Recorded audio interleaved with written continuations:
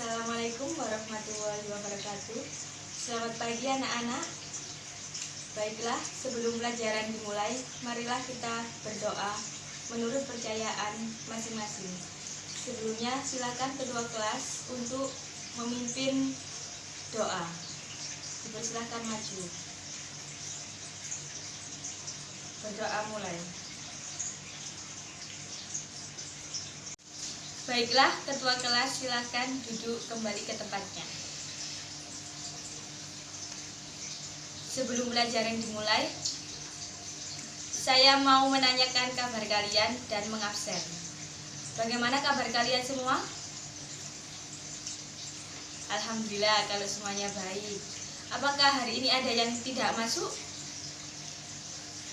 Alhamdulillah kalau masuk semua.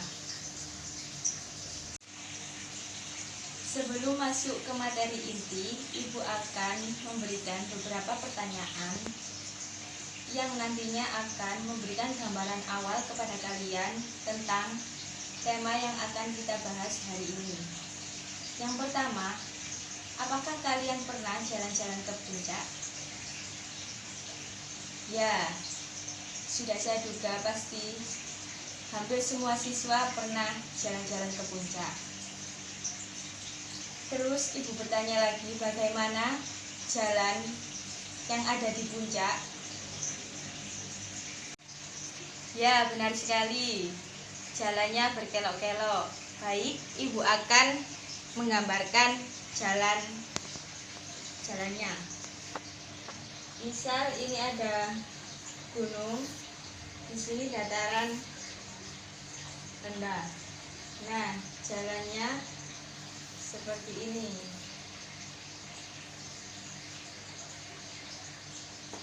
Ya, ini merupakan jalan berkelok-kelok. Jadi, bagaimana jika kendaraan yang kalian tumpangi melewati jalan yang berkelok-kelok seperti gambar tersebut? Apakah ada yang tahu? Ya, mobil tersebut akan mengikuti alurnya jalan di puncak, yaitu berkelok-kelok. Ini misalkan mobil tersebut akan mengikuti jalannya menuju puncak. Jadi mobilnya di sini.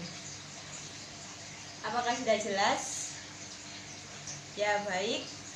Sekarang Ibu bertanya lagi, jika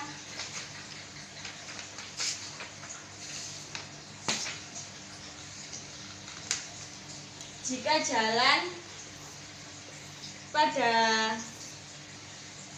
dataran tinggi atau pegunungan dibuat lurus, apakah yang terjadi? Apakah mobil kalian tersebut bisa sampai ke puncak?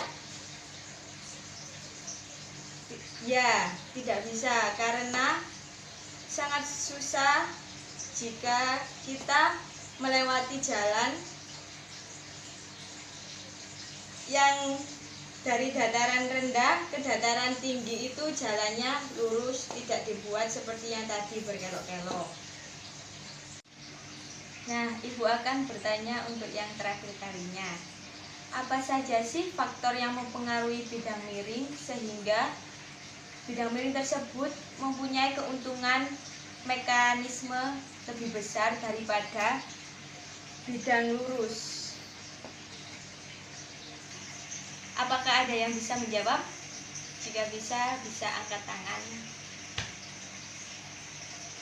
Ya, jawabannya hampir benar.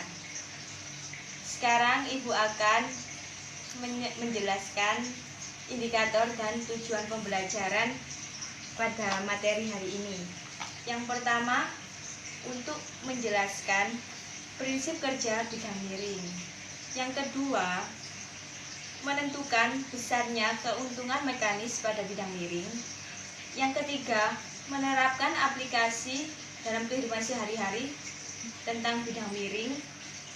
Yang keempat, menentukan hipotesis percobaan. Yang kelima, menentukan variabel dan definisi operasional variabelnya. Yang keenam, menganalisis data hasil percobaan. Dan yang ketujuh, menyimpulkan hasil presentasi bidang miring dan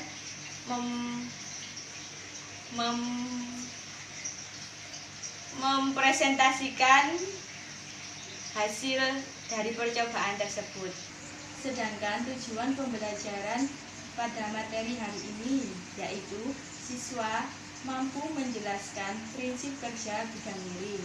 Yang kedua, siswa mampu menentukan besarnya keuntungan mekanis pada bidang miring.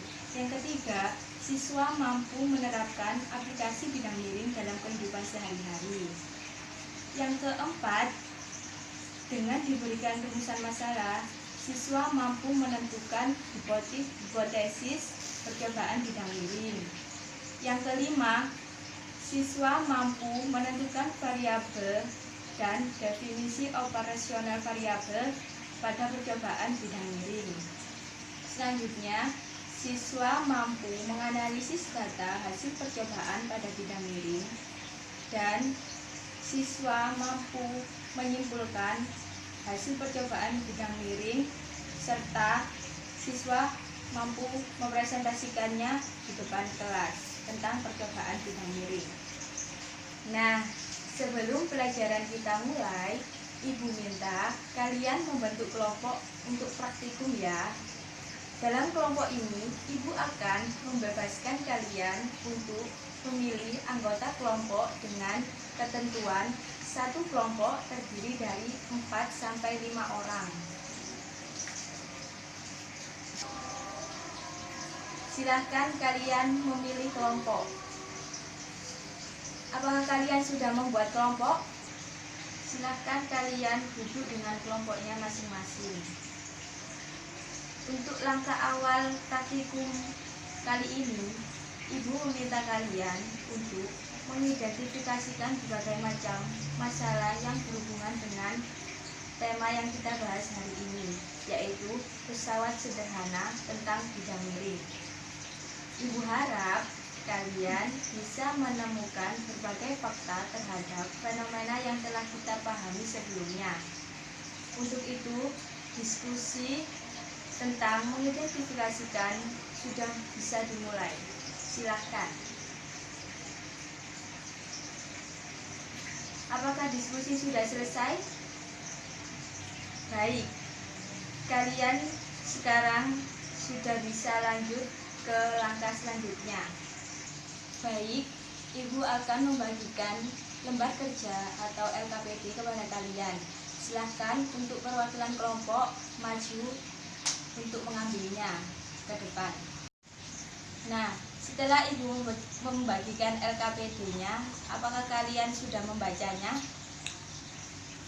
Jika sudah, kita akan menentukan rumusan masalah yang ada pada LKPD tersebut. Sudah Ibu jelaskan sebelumnya pada fenomena yang kita bahas tadi tentang pertanyaan faktor apa yang mempengaruhi besarnya keuntungan mekanis pada bidang miring. Nah, sudah jelas faktornya, yaitu semakin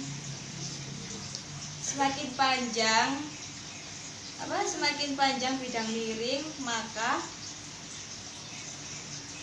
keuntungan mekanisnya juga semakin besar. Jadi kita dapat merumuskan masalahnya, yaitu bagaimana pengaruh panjang bidang miring terhadap keuntungan mekanis bidang miring tersebut. Setelah kita menentukan rumusan masalah, selanjutnya kita akan menentukan hipotesis pada rumusan masalah tersebut. Jadi jika rumusan masalahnya itu bagaimana pengaruh panjang bidang miring terhadap keuntungan mekanis bidang miring tersebut, maka dapat ditemukan rumus hipotesisnya, yaitu semakin panjang bidang miring maka keuntungan mekanisnya semakin besar. Keuntungan mekanis bisa dicari dengan rumus W per F. per F dengan W itu usaha dan F itu gaya. Setelah menentukan hipotesis, selanjutnya yaitu kalian menentukan variabel percobaan. Jika hipotesisnya semakin panjang suatu bidang miring, maka semakin besar pula mekanisme yang didapat. Jadi variabel manipulasinya yaitu panjang bidang miring dan variabel responnya yaitu keuntungan mekanis. Setelah kalian menentukan variabelnya, kalian bisa menentukan juga definisi operasional variabelnya. Setelah itu menentukan langkah-langkah percobaan, dan kalian bisa memulai percobaannya dengan mengambil alat dan bahan yang sudah ada di depan.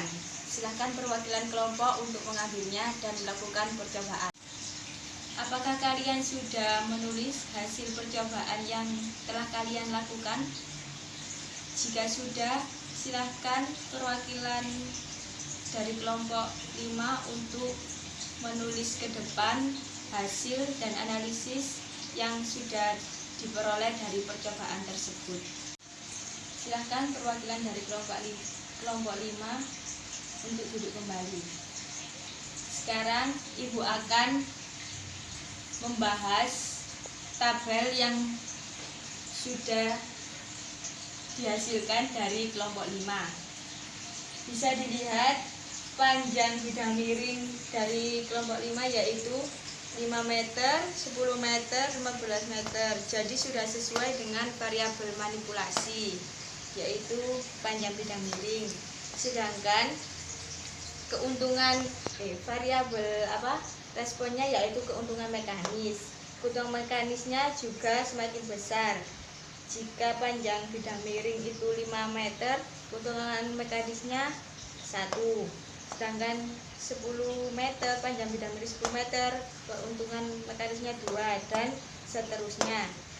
Jadi sudah sesuai ya dengan hipotesis yang sudah kita tentukan. Semakin panjang bidang miring, maka semakin besar pula keuntungan mekanis yang didapat. Jadi hasil percobaan dari kelompok 5 tadi itu sudah sesuai dengan fenomena yang kita bahas sebelumnya.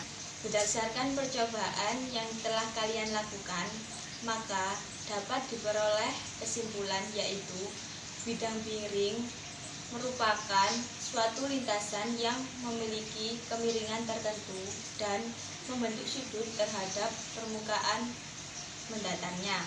Hubungan antara tinggi bidang miring dengan kuasa jika beban tetap adalah gaya kuasa berbanding lurus dengan berat beban dan tinggi bidang miring. Jadi semakin panjang suatu bidang miring tersebut, maka keuntungan mekanis yang dikerjakan akan semakin besar. Itulah kesimpulan dari percobaan yang kalian lakukan.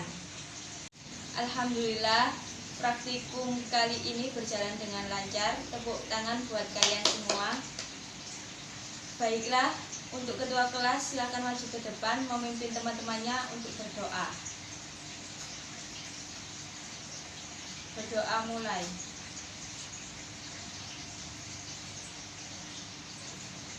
Berdoa selesai. Ya, terima kasih untuk ketua kelas. Silahkan kembali ke tempat duduknya. Baik, saya ucapkan terima kasih untuk kalian semua yang telah mengikuti materi hari ini dengan seksama, dan semoga ilmu yang kalian dapatkan hari ini bermanfaat bagi kedepannya.